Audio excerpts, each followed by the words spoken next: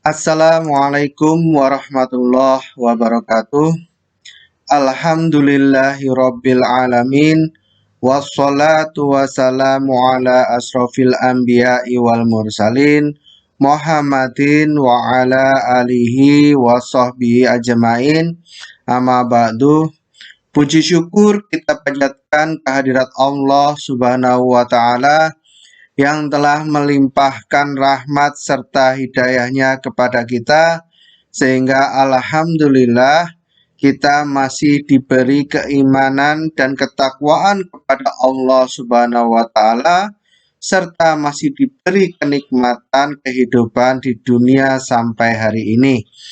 Salawat serta salam senantiasa kita aturkan kepada junjungan kita Nabiullah Muhammad Sallallahu Alaihi Wasallam, yang kita nantikan syafaatnya di yaumil akhir nanti. Amin. Kaum muslimin muslimat yang dimuliakan Allah, ajaran Islam telah jelas melarang umatnya untuk memiliki sikap hasad. Tetapi Rasulullah mengecualikan dua hal, sebagaimana di dalam sabdanya yang tertuang di dalam hadis riwayat Bukhari dan Muslim, yang artinya tidak boleh hasad kecuali dalam dua hal: kepada orang yang Allah berikan kemampuan Al-Quran yang baik dan dia membacanya siang dan malam, dan orang yang Allah berikan harta dan dia menginfakkannya siang dan malam. Dalam hadis ini Rasulullah mengecualikan bolehnya bersikap hasad, yaitu kepada orang yang memiliki kelebihan dalam hal akhirat. Secara eksplisit Rasulullah menyebutkan dua kelompok, yaitu Ahlul Quran dan para dermawan.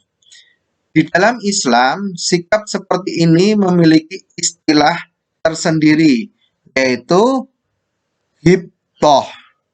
Sikap itu adalah keinginan untuk bisa memiliki kelebihan seperti orang lain tanpa harus merebutnya dari orang tersebut.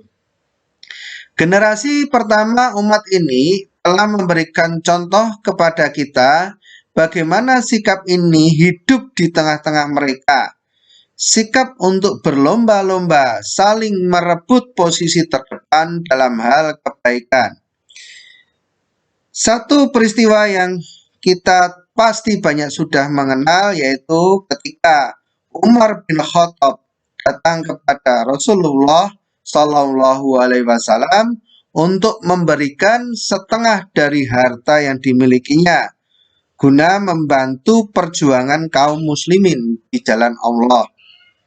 Harapannya, kali ini dia akan mampu mengungguli amal Abu Bakar As-Siddiq yang tidak pernah mampu dia kalahkan sebelumnya.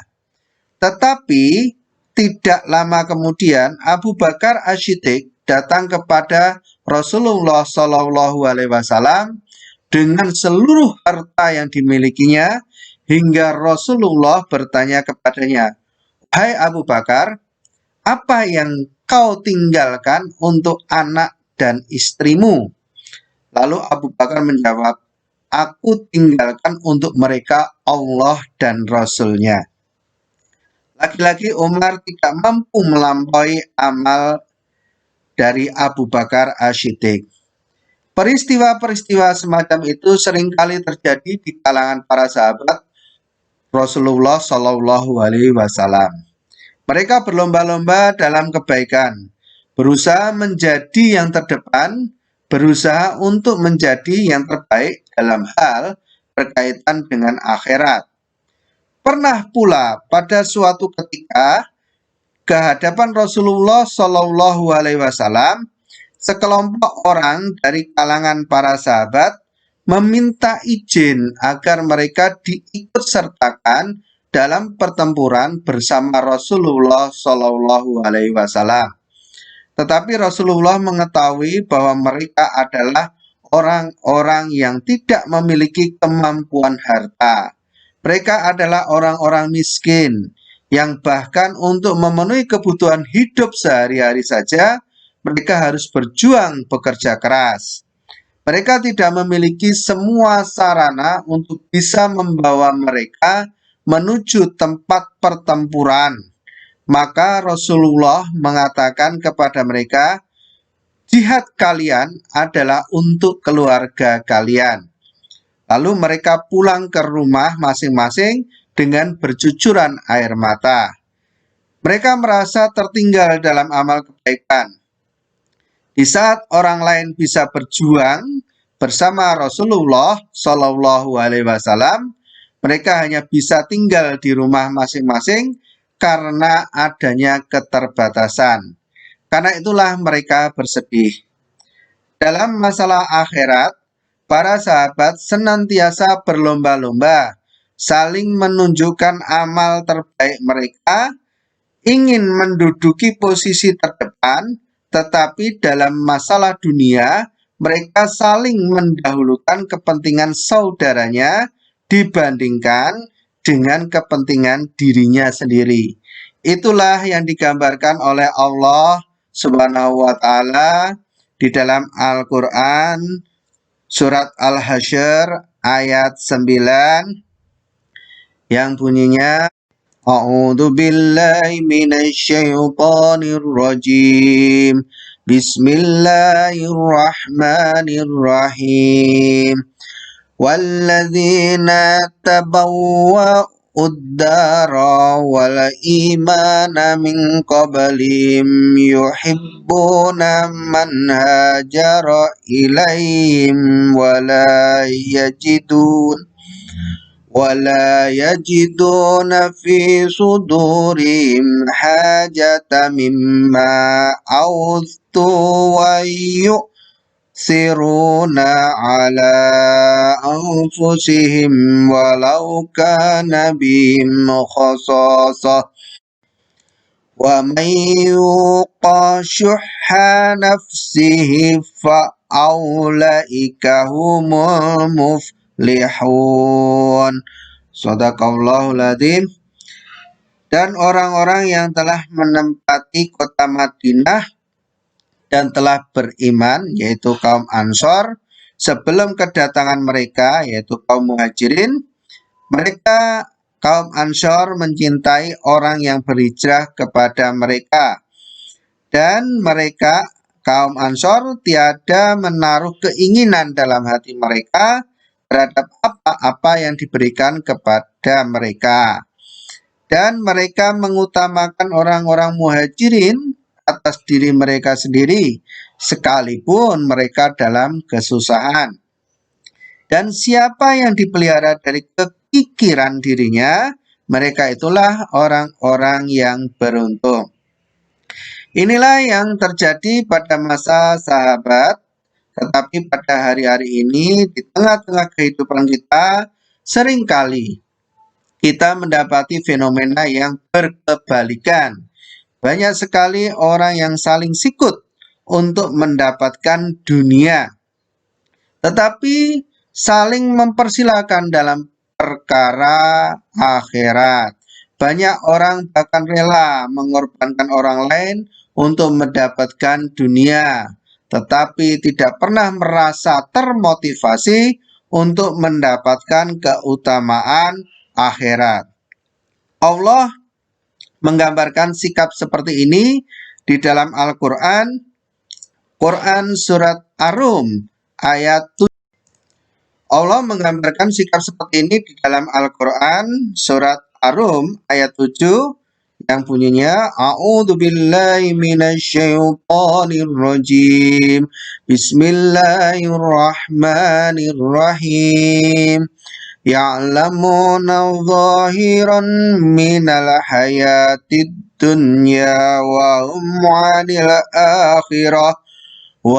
'anil akhirati hum ghafilun. Shadaqallahul adzim. Mereka hanya mengetahui yang lahir saja dari kehidupan dunia, sedang mereka tentang kehidupan akhirat adalah lalai.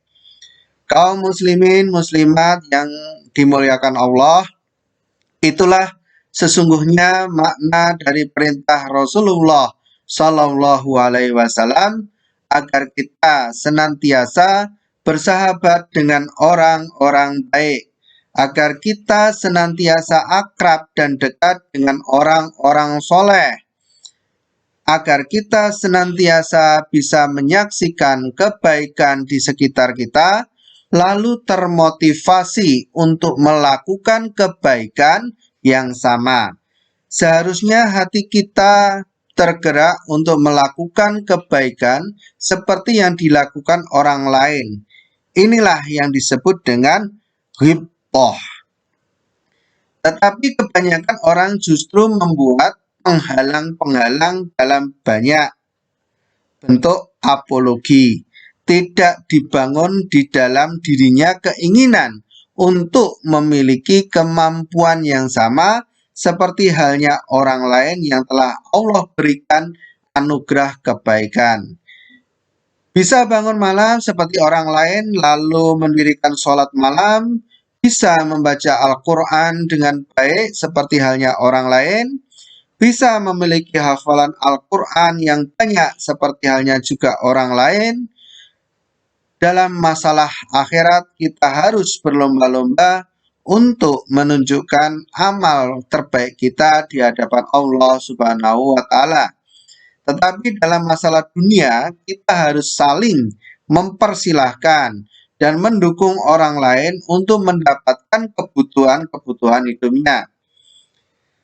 Semoga kita dijadikan Allah Subhanahu wa Ta'ala sebagai pribadi-pribadi yang senantiasa termotivasi untuk melakukan kebaikan, menunjukkan amal terbaik kita di hadapan Allah Subhanahu wa Ta'ala. Kita berlomba-lomba dengan kaum muslimin yang lain untuk menunjukkan yang terbaik dari diri kita. Tetapi dalam hal masalah dunia, mari kita saling mendukung, saling mempersilahkan untuk mendapatkan kenikmatan dan rezekinya masing-masing. Mungkin cukup sekian pada kesempatan kali ini. Kurang lebihnya mohon maaf. Akhirul kalam. Wabillahi taufiq wal hidayah. Wassalamualaikum warahmatullahi wabarakatuh.